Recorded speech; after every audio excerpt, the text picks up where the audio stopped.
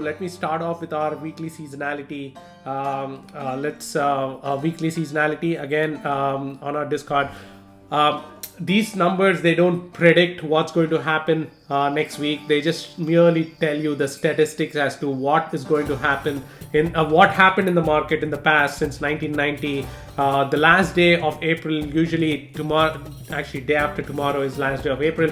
The day before April, tomorrow, which is looking like Nasdaq is very strong. Any number over 60, under 40 is something that I kind of take a little bit more seriously. Anywhere close to 50 is basically saying a 50-50 chance that this particular day is green. Nasdaq 76% of the time the day was green.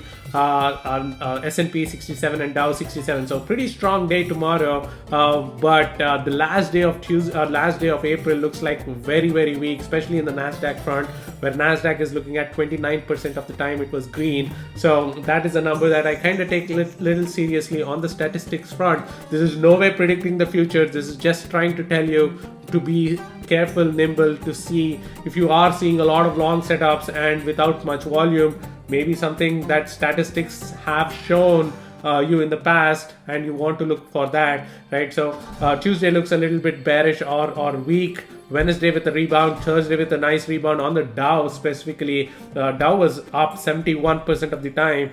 The second day of May, and Friday ends a little bit of a chop. So it's 43% of the time it was green on the Nasdaq, 48% on the Dow, 43% on S&P. So seasonality looks like it's going to be a choppy week, like it kind of suggests. One day up, one day down, one day up, one day down kind of day. Kind of statistics here as well.